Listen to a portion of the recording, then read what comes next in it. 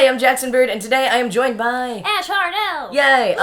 I think probably everyone watching this knows who you are, but just in case they don't, Ash, do you want to say a little bit about yourself? Hi, I'm Ash. I'm a queer and trans person. I am comfy with any and or all pronouns. As indicated thusly. Yep. My channel covers, like, sexual and gender diversity and stuff like that. And today we are gonna be basically asking each other a couple of questions to become the ultimate binary, non-binary top surgery guide to being prepared for top surgery. Yep. Do you have questions about top surgery? We'll answer them.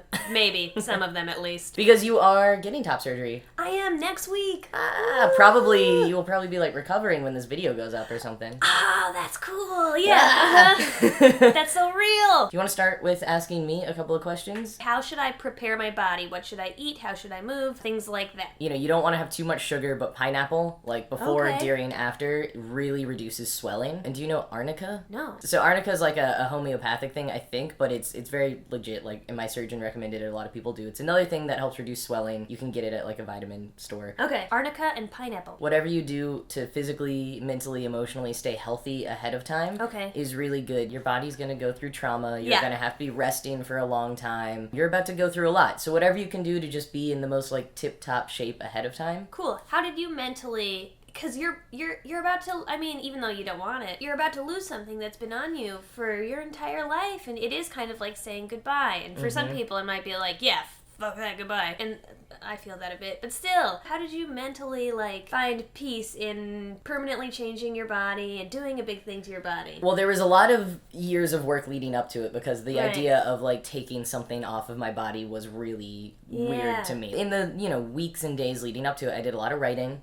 Okay. You might have read my zine. That was a lot of that came in, like, the days before top surgery. Your zine is actually my favorite thing of anything you've ever made. Wow, thank you. I love your zine. Also, I had a body painting party with a friend, like a friend that I felt comfortable with, and it was just like a topless body painting party to just kind of, like, That's celebrate my body. I live in Minneapolis, and my surgery's in Florida. What do I need to pack? So many things. Double check how many pillows are there. You might want to bring an extra one. I hear pillows a lot. Yes, so a neck pillow, like you would have on an airplane, Yeah. that was a lifesaver. I Okay. didn't think I would really need it, but oh my gosh, that was the only way I was able to fall asleep. Some surgeons tell you don't lay flat on your back for a Okay. couple of days, so I would, like, kind of stacked on pillows like this around my neck, and then just, uh-huh. like, sleeping like that for a few days. Right. But I would not have been able to fall asleep without that. I mean, the good thing is with all the medication you'll be on and just, like, the stuff that your body has gone through, you'll be pretty tired, so sleeping Okay. should be a little easier, but yeah, you will be pretty uncomfortable. Other things to pack, face or body wipes are really good. Okay. When you have drains in. If you're gonna have drains, you can't shower until those are taken out, which sometimes might be up to a week. Yep. So Ooh. yeah, or like dry shampoo, or your caretaker can maybe wash your hair, which actually feels really nice when you're just feeling awful. Uh-huh. Things that make you happy, like a book or picking out some Netflix shows you're gonna marathon. I bought some little gold bendy straws because they just looked nice, and I was like, Aw. this will make me happy when I'm drinking all my liquids and staying hydrated. Somebody told me button-ups because that way you don't have to, like, shoop into Yes. your shirts. Oh yeah, no, can just, like... there's no way you'll be able to do that for Right. a while. Okay.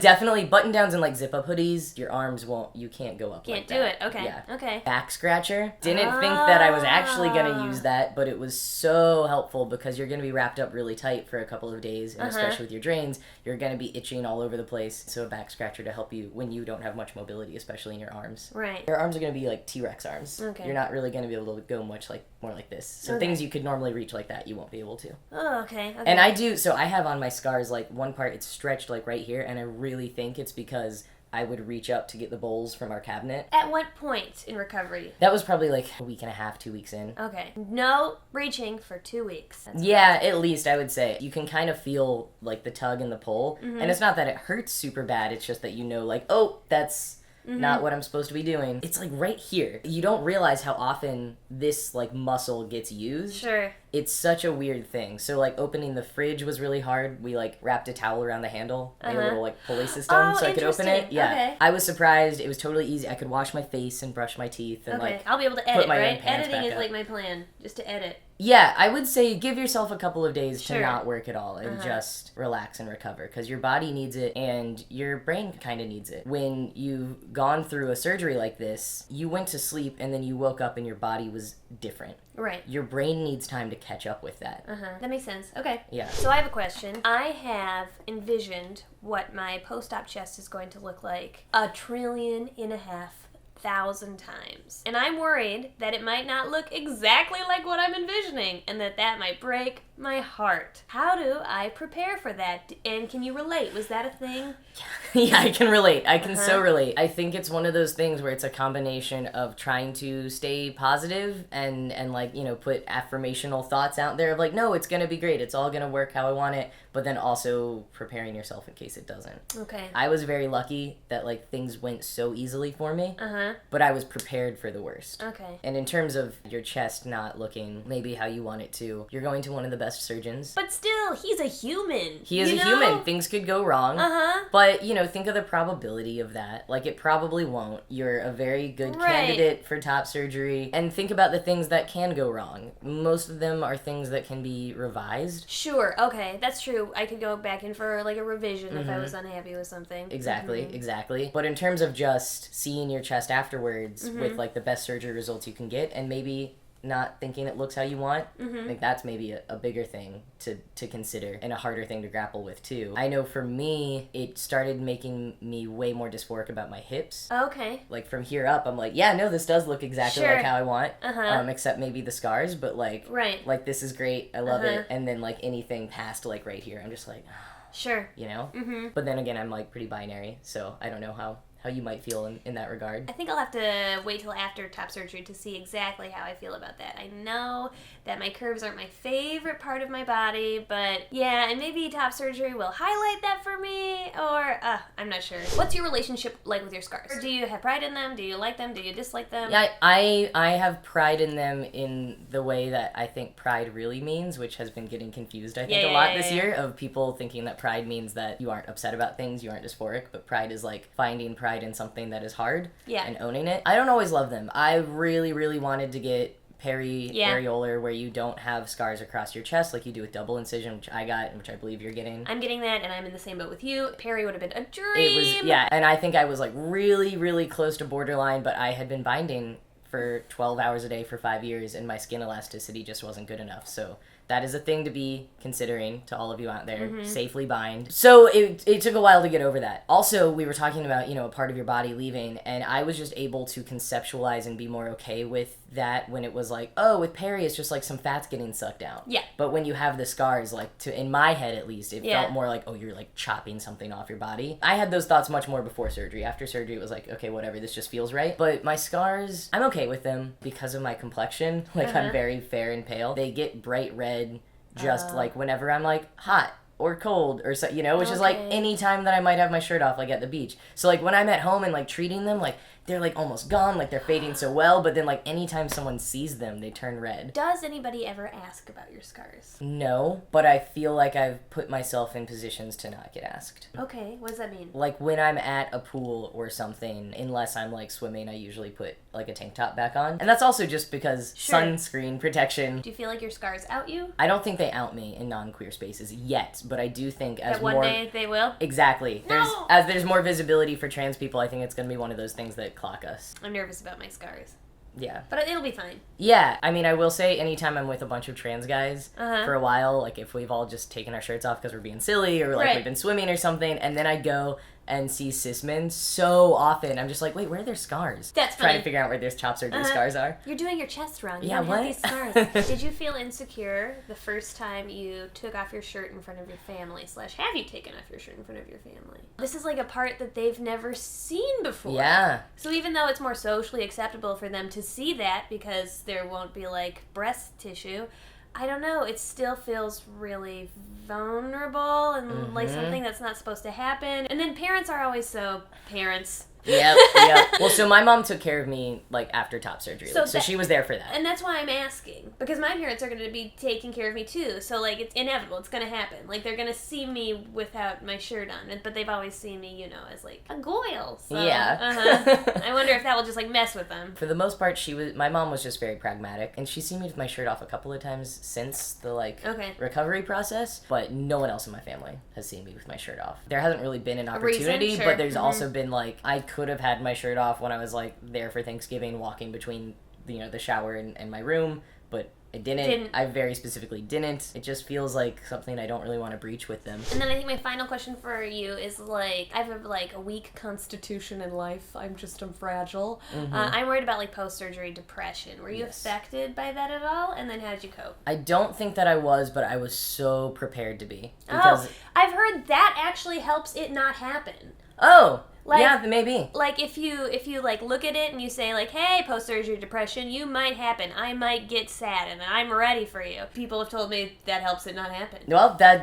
maybe. Okay. The biggest thing is to just try to remind yourself, maybe even, like, write a little, like, letter to yourself before surgery. About why you're doing it. Why you're doing it, just so that your depression doesn't trick you into thinking it was a mistake. Because it's not. You know that it's not. Even if you are someone who, like, experiences depression, it's less of just, like, a case of depression happening for the random reasons depression does, and oftentimes it's more triggered by the anesthesia. Okay. So anesthesia can actually, like, cause post-surgical depression. There's some term for it. It's like a thing. Yeah. You can read more about it. Also, on a note, anesthesia can also make you super nauseous, and if you're prone to nausea, you can tell the anesthesiologist, and they put in, like, a little thing that's like an anti-nausea thing. Okay. So you don't get as sick.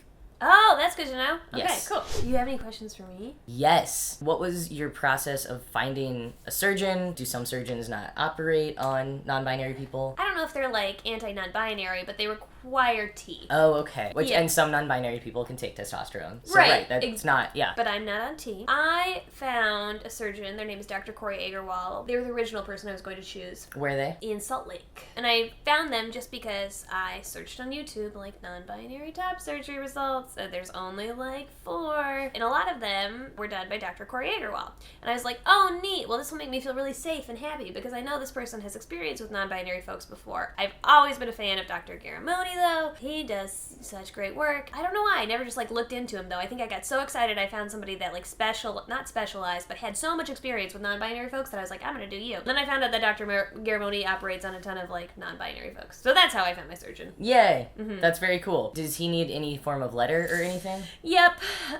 So you do still have to go to, like, a therapist, a psychiatrist, and get a letter of, like, a diagnosis of gender dysphoria? Is that what he requires, or? I think the letter says, like, shows persistent signs of gender dysphoria. I also have a more, like, philosophical question for you. Okay. So when I was, like, figuring out my gender, there were times where I thought, maybe I'm, like, non-binary or genderqueer or something, or maybe I will just live out my life, like, not transitioning in any way. But even then, I still knew I wanted top surgery. Like, as soon as I heard what top surgery was, I wanted it. Before I knew what it was, I wanted a breast reduction. Like, that was just always how I wanted my body to look and what it felt like it should look. But when I was having those thoughts of, like, well, even if I don't transition, maybe I want top surgery, it wasn't even if I don't transition, I'm gonna, like, walk around with my shirt off. It was just, I would still, like, present in a feminine way, but with a flat chest that no one really knew about. But that's not your case, or I think that's not your case. I'm just curious, like, how you approach it, how it's different from what my experience was. Navigate being or not being topless post-top surgery? Like, yeah, part of it, yeah. Yeah? Okay. So, we're definitely gonna just feel that out. Yeah. Because I have a lot of, like, fantasies and excitement for, like,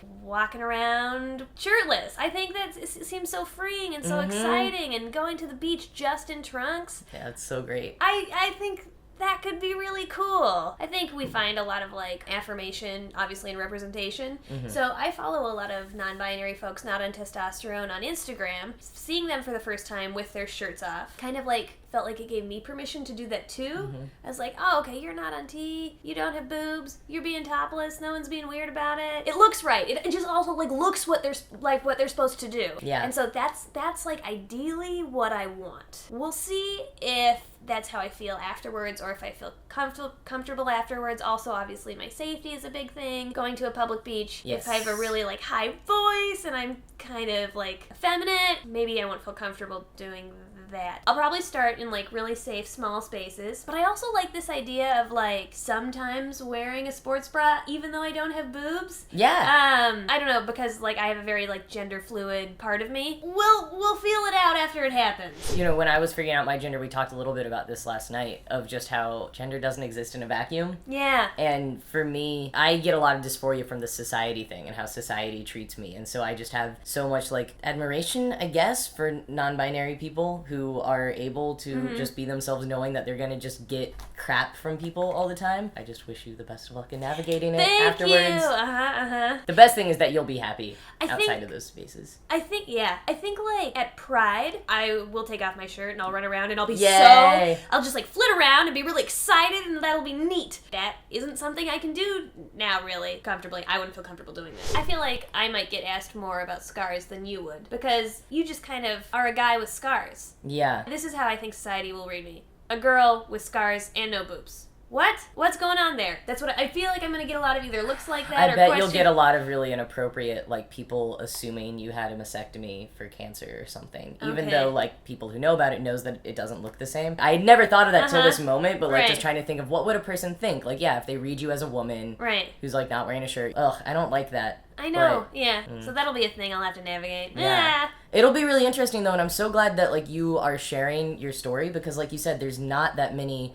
examples of non-binary people not on T who get top surgery, and so I'll be especially curious to hear what happens and how you feel and how you navigate it. I'm excited. Cool. All right, well, thank you, Ash, for joining, and I'm so excited for you for next week. We also filmed a video on Ash's channel about gender euphoria. Make sure you go watch that video and subscribe to Ash while you're there. And Jack is gonna film a video with my wife in 2 seconds. Yeah, it's gonna be super fun, and that will be on, what is the new name of the channel? Ash and Grace Space? Yep. Yeah, that's where that will be. And if you liked this video, make sure that you subscribe to my channel here for new videos every Wednesday-ish, and you can also follow me on Twitter and Instagram at JackIsNotABird. And that is all. Thank you so much for watching. I'll see you next time. Bye!